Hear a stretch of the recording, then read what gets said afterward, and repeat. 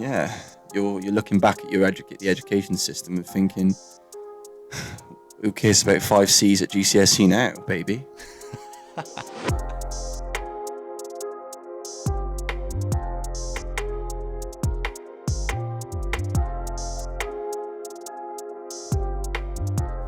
Hello, everybody. Welcome to Series 1, Episode 1 of the Talking Reality podcast.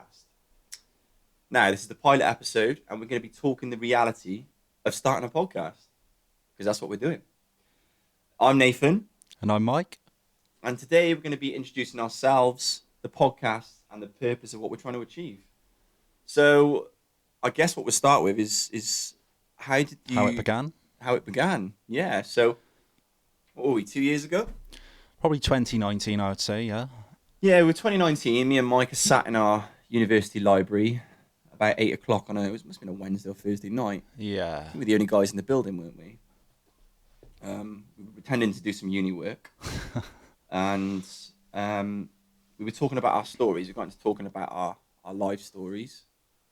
I guess they're quite interesting ones, really, aren't they? And I think you kind of fired the idea out of starting a podcast, didn't you? Yeah, I just thought our conversation was something that people could relate to. Again, it's conversations that are sort of glazed over by most people. However, sure. if there was some way people could listen in and be a fly on the wall, then I think they'd get some benefit out of those conversations. And that is what the podcast is providing people. So we're just talking about our journey back into education. We've both from a similar background, I would say. Yeah, I think, in terms of relative adversity, we both come from quite an adverse background, I'd say. And Yeah. Both not from nuclear families. We've had issues of addiction in our life. Or we've been affected by issues of addiction, sorry. Yeah. We both come out of school with nothing, lower class background. And ultimately, we've got very big dreams and ambitions that we want to achieve in our life. And I think we want to get people on the podcast to talk about that. That's the goal and the vision, to get people who've, I guess, they've got their own adversities and they've achieved relative success. Yeah, it's to provide an insight into, it's not the typical pathway for some people. Like you said, if you're not from a nuclear family, then you kind of have to create your own path. And sometimes that can be very difficult if there's no mentor or role model in the family home. So then you have to go externally, which is what me and you have both done. And we're still on that journey, but we've managed to sort of correct our errors from school, because, sixth form, we did nothing, if we're honest. I did complete Mario 2. I did, there's the second version of Mario. I did complete that. Yeah, and I managed to continue playing it whilst, who was it, Mr. Eidman? Yeah. Who was trying to shut us down. Shout out Mr. Eidman. I beat the system that day. Yeah, we beat the system. You managed to stay on the game whilst all the computers were locked down. I think that's about the sum of our achievements. Yeah. In sixth form, was it not? And I think, obviously, we both come out of school with no GCSEs.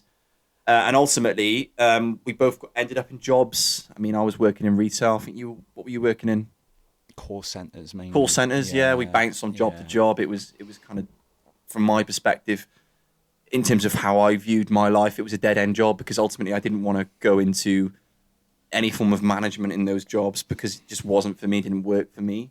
I was essentially just earning my money, unfulfilled, unhappy, and just so I could pay the bills. And that was it, really. Similar to myself, I think.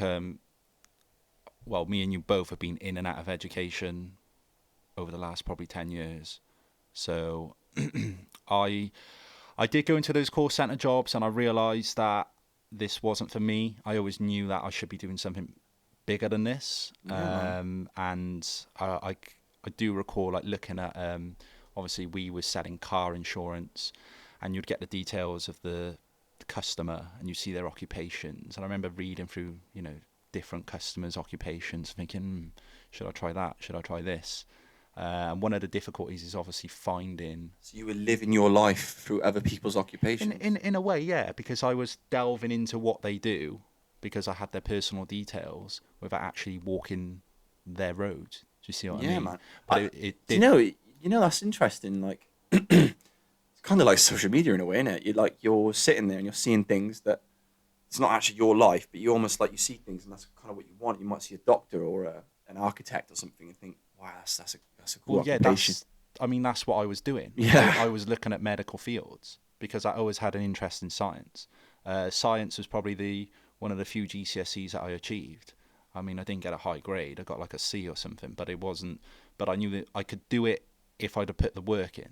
Do you know what I mean? But like with the So it comes down to you had the ambition, yeah, but no conviction. but there was no conviction or understand like the know-how of okay, you've messed up here. How do we go back and reset this? How do we correct that problem and get back on track and back in the saddle? But yeah, looking at those occupations, I was able to delve into like how what's out there. Yeah, I think that's key, man. It's the vision is so important. Like we hear it all the time, don't we? That if you can see it, you can achieve it. Yeah, And ultimately, I think when you come from a difficult background, if you haven't got the most positive role models, and you come from a life of addiction and broken families and ultimately a lot of negativity where people probably believe you're going to be a product of your environment and you won't achieve very much. A yeah, lot of people do develop a self-fulfilling destiny and they follow the path that people have expected of them. And I think I did that for a long time. I come out of school with no GCSEs. I bounced from kind of job to job that I hated until eventually, like yourself, I know you said you had an interest in science. Science wasn't necessarily one for me. I mean, I'm more kind of English. I was always interested in English and yeah. English language for sure. But I remember, going back into college. I think probably would have been a similar experience for you. It was a real eye opener. How little work I'd put in school. Because I remember writing my first essay. It was a 300-word essay. So Right. nothing really compared to what I have had. But that's going to look a lot if you've been out of. If you've been out of college for out of education for a long time. Yeah. Because I went back probably 6 years after I'd left education, so it was a long time. I mean, I'd done a personal trainer's course, but there wasn't so much kind of written work with that. It's more practical, isn't it? Yeah, it's more practical stuff. But when I had to sit and do this this written essay, it was basically the essay was writing on plagiarism. So we had an understanding of plagiarism. We had to write a 300-word essay on what plagiarism is and what it what's the kind of ramifications if you plagiarized someone else's So what did work. that look like when you completed that? Probably it was completed by someone under the age of 15, I would say. So a poor reading age or writing. Yeah, it age wasn't brilliant if I'm level, honest. yeah. There was a lack of understanding of the difference between a comma and a full stop. So just like the basics. Yeah, the basics were non-existent. Okay. They were, I remember the lecturer sitting me down and because I would have been in my early 20s, 22, 23 maybe. Mm-hmm. And he did ask me, when was the last time you did any kind of formal writing? And I said, to be honest with you, probably primary school. Because, I mean, obviously I did some in secondary school, but I spent the majority of my time fishing for people's attention because, ultimately I had a very difficult home background. And, I didn't go to school to learn. I went to school to escape my reality and to seek attention. That was it. There was no, and I think that's one thing that the teachers couldn't understand. They see a problem, but they or the school system could see the problem, Yeah. but they wouldn't delve deep enough to understand why is this child, which I was at the time, why is this child so disruptive? Why is he, not engaging? Why is it, why is he just simply causing a nuisance, I guess? I think a lot of that though comes down to partly the lack of resources that they have. Because for sure, like man. Yeah, for sure. teaching hours of what is it typically 9 till 3, isn't it? Mm-hmm. Right. And obviously they are in control of maybe 100 kids or more. Yeah. But also well, there's a lot of variables to it. I mean, that's one of the problems. I think the other problem is they get their funding through results. Ofsted monitor them, so they're highly interested in kids who are already accelerating to sort of represent the school. Yeah, for sure. So if you're one of the kids who aren't doing so well, you could easily be sort of left behind and feel isolated, and then that's just a rabbit hole, isn't it? Once you're turning up to class and you're in that mindset, it's gone. You need someone to jump in and sort of interject and get you back on track. And if that person's not there, do you know I was talking to a teacher the other day, actually, and ultimately I don't think it's a reflection on the teachers. I think they are overworked, especially in secondary schools. Primary schools as well, to be honest. But I think it takes an exceptional individual to recognise a learner in their group who is coming from a background similar to ours, and to recognise that you kind of need to adapt your teaching style for this child. That there's not, the education system is not a one size fits all. And my experience of education, first time round, was that it was a one size fits all. And if you don't fit that size, you don't join that kind of group, then ultimately you're going to be a failure. Well, yeah, the education system, from my point of view, is very obsolete. It's out of date. It's suppressing people with creativity, which now we can see in this tech era that we're in, the creative people seem to be doing very well. Oh, look at financially. Elon Musk. Shout out Elon Musk. Yeah, big Elon, making me a lot of money on Tesla. But yeah, like, it's, those people are booming now, aren't they? When you compare them to your typical academic who's gone to become a lawyer or a doctor. And I know, like, those professions do pay very well. Yeah, of course, man. On the other side, these people that are creative, and like, whether we like it or not, we have these people that are calling themselves content creators, and they seem to be making hundreds of thousands. Some of them are. That wasn't a thing before. So, do you know, I was talking to somebody about that, about how the impact that social media, kind of the content creators, have on young people today. Yeah, I think there's a lot more appeal to becoming a YouTube star or an Instagram star than becoming a doctor, for example. You look at it's quick money. I mean, ultimately, we, as humans, the reason we work is for that reward, and it's usually money, isn't it? Right? So we all want to cross that line as fast as we can. Yeah, so if you can get there quicker, then it's going to be more appealing, isn't it? It's the same reason why kids get into, crime, selling drugs, because it's fast money, and it's getting you across that line quicker. Or you go and do your degree, and you blow up your profile as well. Of course. Or you go and do a degree, which may or may not lead you to the occupation that you had in mind. Yeah. Or sometimes it's a degree that requires another course, and all of these add years to your life. Whereas if you're a content creator, or you're a gamer and you've got a big YouTube following, you could be potentially making millions before you're even into your 30s, for example. Exactly, man. And you're retiring in your 30s, and you're living life on your own terms. And you've got a villa in the Bahamas. Yeah. And you're looking back at the education system and thinking, who cares about 5 C's at GCSE now, baby? That's why. All jokes aside, man. I mean, that's the reality, isn't it? Yeah. I don't even know if it is C's at GCSE now. I don't know if it's still A, B, C. It's a different level. It's 1, 2s, and 3s or something. I don't know. 1 to 5, I think, or 1 to 5. Yeah. But yeah, I mean, ultimately, I think the beauty of the education system is it does. Yeah, it's easy for people to slip through the net, but I also think it's easy to get back into it if you've, It's not all about your mindset. Yeah, your mindset is key. Mm-hmm. But ultimately, I think it does help to have a positive role model, a positive mentor. And I think that's one of the reasons for this podcast, is that we want to give people who perhaps have, like we said, are lost in life, ideas.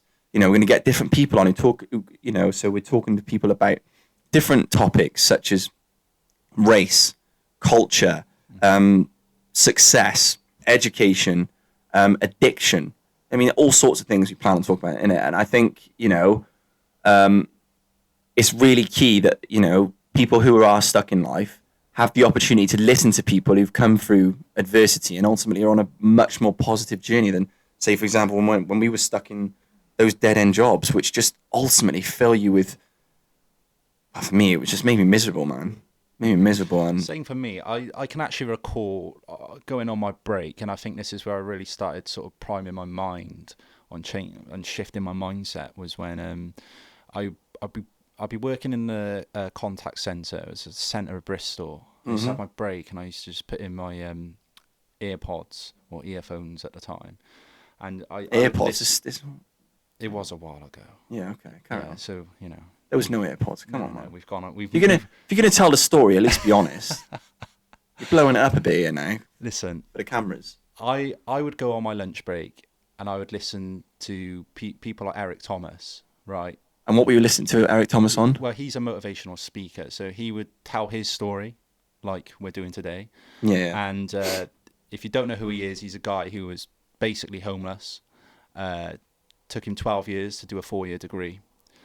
Not from a great background, had a lot of difficulties, but he's managed to come out of it with a degree. He's now done his PhD, and he's making money. Ultimately, he's one of them.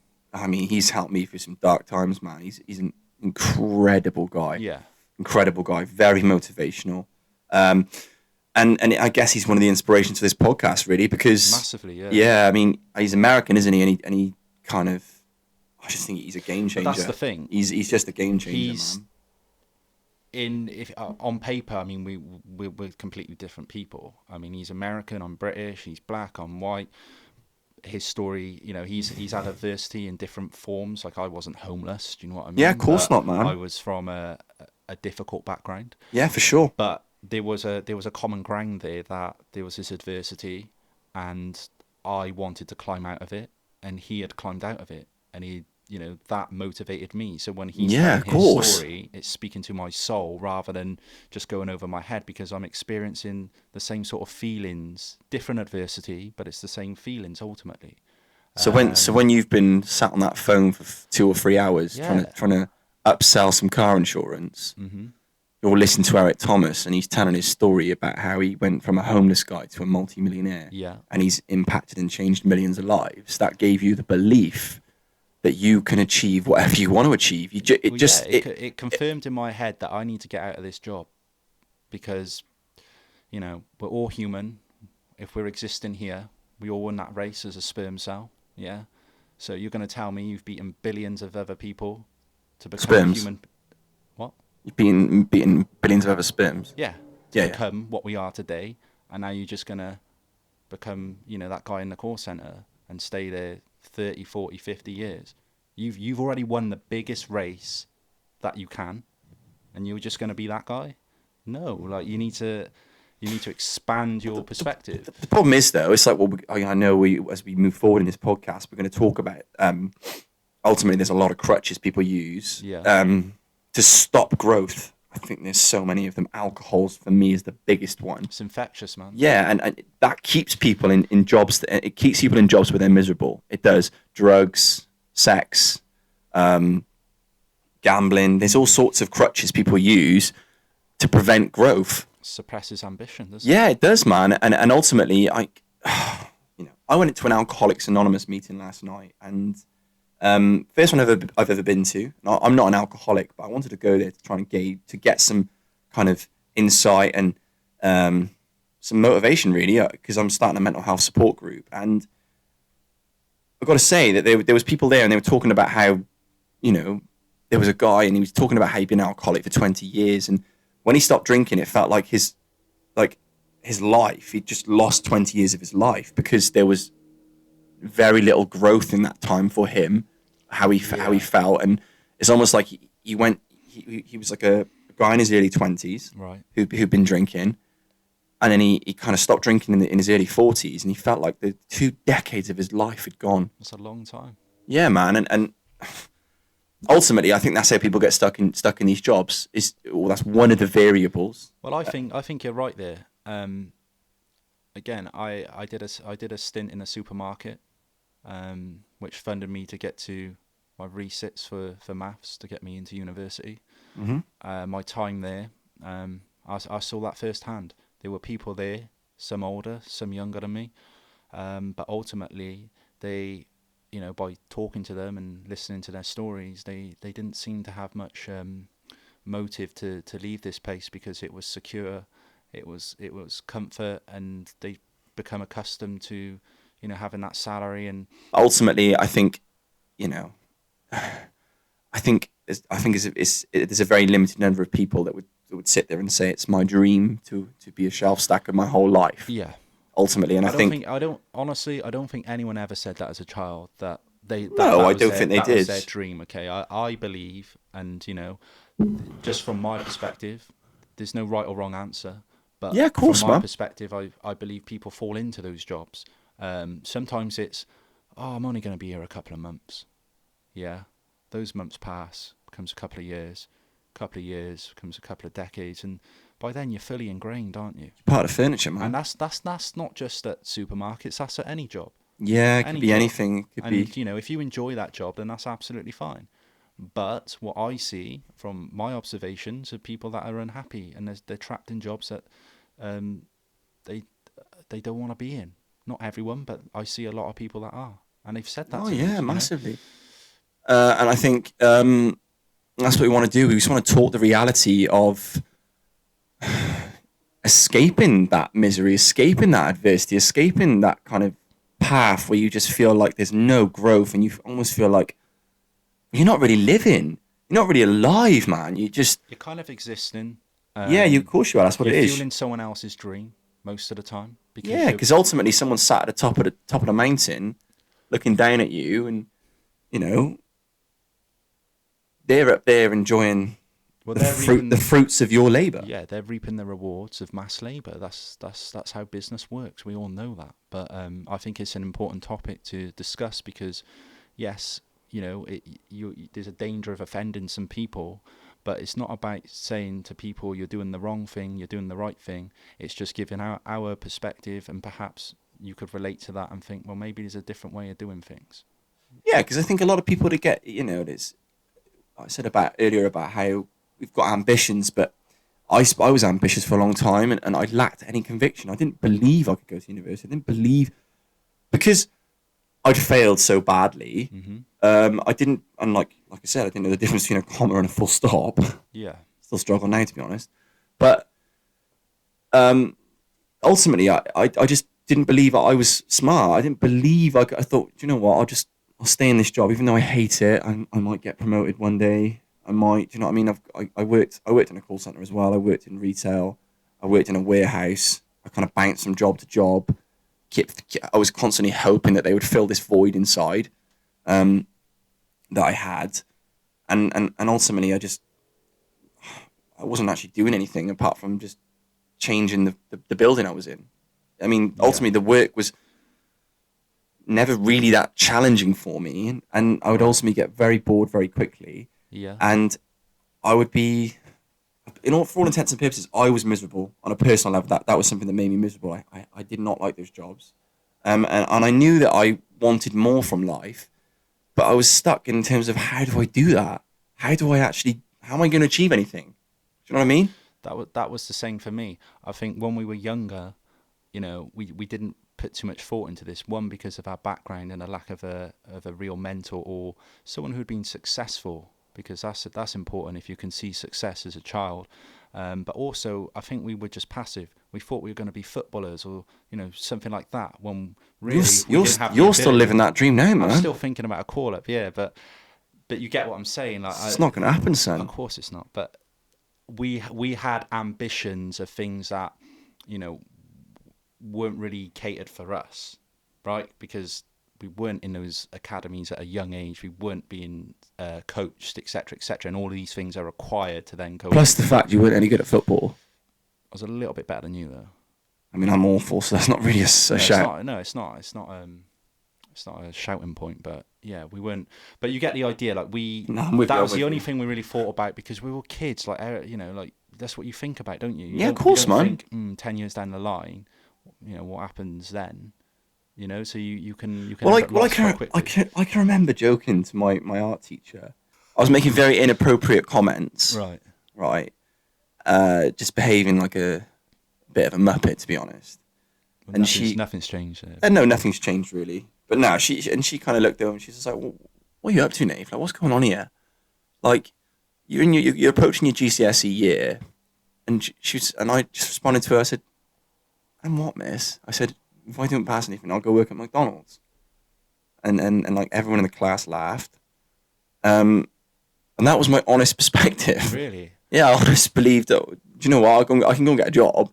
I mean, that's not to belittle anyone that does work at McDonald's. Again, there's elements of you can have a positive career there. Of course you can. But you know, that was just my belief that I almost had this self-fulfilling prophecy. I knew I was going to fail my GCSEs. I knew that I wasn't doing the work, so I was going to fail. But ultimately, because of where I came from, that was fine. It was fine. There was no one at home making sure I was doing my homework and pressing me. I mean, I remember getting my GCSE results, and yeah, I think probably people were more worried about what was on, what order the soaps were on that night. And planning what their breaks in between Corrie and EastEnders. And that's one of the biggest problems, isn't it? Because it's then that it becomes like a generational curse where there's a lack of success. If no one finished school or no one went to university and graduated, then it just repeats itself. Well, interestingly, my dad went to university. Yeah. However, I don't know. I think there was just a. Did he not try and drill that sort of academic route for you? To some extent, but I don't know. My environment was very negative. Yeah. Ultimately, it was very, very negative. Yeah. And there was little focus on education, really. If I'm honest. For me, for me personally, I think there was. I think the addiction problems that I was surrounded by kind of took over. Yeah. To some extent. Yeah. I had a similar experience, so I can understand where you're coming from. And no one had really had thought about university. No one had really had that drive to go and do something. I think perhaps they thought it wasn't for them because no one had done it previous. It's obviously a lot easier to go and get a job at 16, isn't it? Yeah. I think people tend to lean towards the comfortable. Or path. 18 now, 18. Yeah, be 18 now. 19. Yeah, I think people in general, like as humans, we lean towards the comfortable path. No one wants to walk the dangerous path, the unknown path, which could lead to huge success. So it's way more comfortable to go and get that job.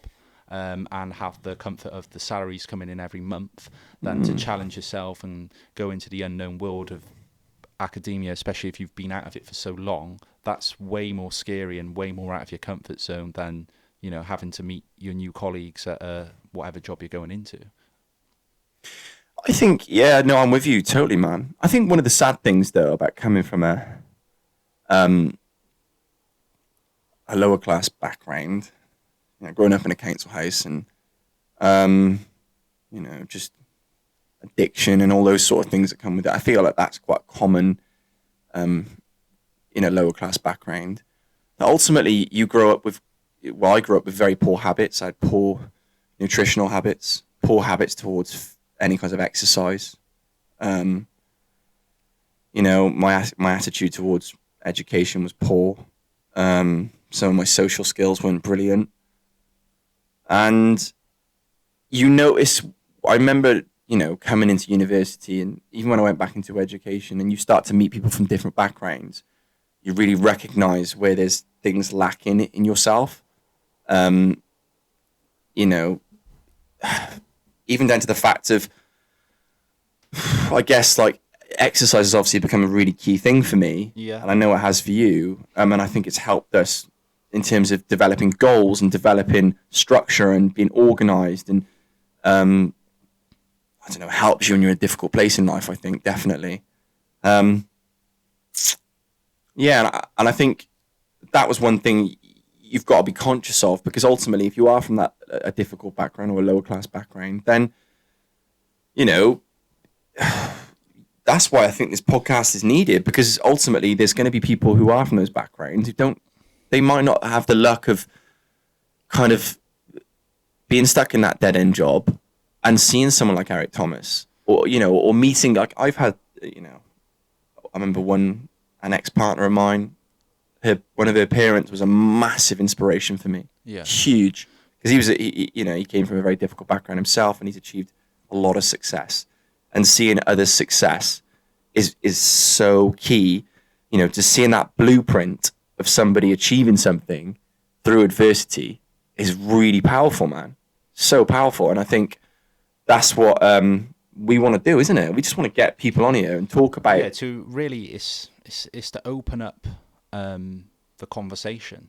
You need to have the conversation first. And break down barriers. Yeah, if you're not talking about, whatever you want to do, then it's not even going to the ball's not even going to get rolling. And like you said, being able to see someone else's success can propel you into that, broadening your perspective. I think if you're from a lower social background, that can be difficult, because if there's no success in the household, you have to go externally. You have to. Unfortunately, you have to find it externally, and then let that fuel you. And it could be anything. It could be just passing your driving test. For some people, passing their driving test was the first real certificate they had. Yeah. But what was the first one I had, to be fair? But once you've got that in your hand, you've got potential for momentum then. Yeah, of course, man. You can then roll that into, because you've succeeded in something, you can repeat that success in different areas of your life. So I'm with you, yeah. I totally agree. That's what you need to get the ball rolling, is that initial success or borrowed success. If there's someone around you that is. And then you pay it back to somebody else. Give back, yeah. Yeah, that's it, man. It's a continuous cycle. That's a big thing, isn't it? I tell you what, speaking about that, man, about how like the cycles of you give to receive, and like things just, I think it's going to annoy me now. But my mum told me a story last night. I think it's Anthony Hopkins. He's an alcoholic, isn't he? Anthony Hopkins? I think it's Anthony Hopkins. Right. So he was going to jump off the Golden Gate Bridge. I think it was the Golden Gate Bridge. I only heard this story last night, and it was quite late at night, so my memory of it might be fuzzy. But he was going to jump off the Golden Gate Bridge, right? He's an alcoholic, yeah. And a homeless guy comes up to him and hugs him, and they have a really long conversation. They talk all night, He ended up saving Anthony Hopkins' life. And strangely now, all these years later, obviously Anthony Hopkins has been very, very successful. And this guy, who was a homeless guy, he's now Anthony Hopkins' gardener. They live in the same village, I guess, or same place. And they go to AA meetings together every week. And I think, you look at what that guy did. It's about, in terms of, you do something, if you achieve, some form of success, like you've helped that guy, you've basically saved someone's life. Yeah. You're on the right journey of kind of battling addiction, which is something we're going to talk about in this podcast. You look at him now, he's got a job. His story is famous. People talk about it. He's remembered for it. And I don't know what his journey's been like with alcohol. I don't know enough about it. But ultimately, it's a sign to me that what goes around comes around. You do good things, and good things come to you, man. Yeah. I firmly believe that. And I think that if you have achieved success, you look at someone like Kobe Bryant, phenomenal man, achieved phenomenal success, and was always keen to give it back, was always keen to inspire others. And I think that's what it has to be about. That's why we want to get people on here. We want to talk to successful people, who are on like their own individual journey, but ultimately, I feel like there's something that we can all learn from them. Do you know what I mean? Yeah, we can give insight to people's adversities that they've, turned into some form of triumph. Yeah, for sure. Perhaps there'll be some people listening to this thinking, well, that sounds a bit like me. Or perhaps those feelings, yeah, they're familiar. Look at what this woman's done. Perhaps this is the sort of boost that I needed to jump out of the aeroplane and actually try something new, rather than be confined into that comfort zone, which many of us were. I know we were. Massively, man. You are, aren't you? You get backed into a corner. Because ultimately, I remember going back into education, and you got to go from working full time, receiving a full time salary, to. So I was working in Admiral Car Insurance, and they pay relatively well. So I was on an okay salary, and then I was going to go back to education and get my GCSEs. And I had to go to work in Tesco's part time, and that was such a shock to me because my salary considerably dropped. Whereas you've still got all those, you've got added, financial burdens now. You got to pay to get to and from college. You got to buy all the things you need for college, and do you know what? It's a risk, and it's scary. But I think it's more scary and a bigger risk to stay in a job that you hate. Yeah, definitely. Because ultimately, you're giving the chance for chronic depression to manifest if you're stuck in a unhappy place and you're having to go there, Monday to Friday or whatever your hours are. Yeah, of course, and you'll just add into that depression, and you're getting deeper and deeper and deeper. And, you don't know where that's going to end. Yeah, so if you're going to sit in your comfort zone, like for me personally, I'd rather go out on my sword and have a go at a few different things than sit in my comfort zone and watch the years go by. And have you actually got a sword? I have, yeah. Okay. It's in my car. Okay, cool. I mean, I'm not sure that's legal, but carry on. But yeah, that's not for this episode. Yeah, sorry, we'll come back. There is an episode later on about Mike Nash's sword. If anyone's stuck on that path, we really want to use this as a way of letting people know that there's help out there, and letting people know that if you are suffering, it's okay. And the key is that if you're doing things that you're not necessarily proud of, and you're stuck in that cycle, then seek help, because ultimately, just the same as being stuck in your comfort zone, like I referred to that guy earlier, about how he was in his early 20s and he had a drink problem, and then kind of woke up. It felt like he woke up from a bad dream in his 40s, and 20 years of his life had gone. But yeah, we're just going to be talking the reality of different problems from different people's perspectives, and trying to just provide insight, motivation, inspiration, and just help people get out of those dark holes, man. Just give people some awareness as well, that often you're not the only person going through that experience. I'm just excited to start this journey, man. Yeah, same. I just hope it can inspire a lot of people in a lot of different situations, and I think the guests that we have lined up have some great stories. Sure, brother. Yeah, definitely, man. And yeah, I really think that they could help people that are probably in those situations as we speak. Exactly, bro. And you never know, they might inspire you to finally beat your 1 rep max on bench, to finally beat me. Okay. I mean, maybe. I mean, I'm not saying that there are anything's possible within reason. Well, this is a guy that has got arms from 2002, and they're still here. So, and it's 2021. Well, of course, we're gonna have the same arms, man. I'm not an arm transplant, have I? No, but size-wise, they are the arms from 2002. All right. With the extra small T-shirt, that still hasn't changed. Right, well, let's not get into that, okay? This is not a fashion podcast. This isn't 8 Mile. Okay? This isn't a fashion podcast, mate.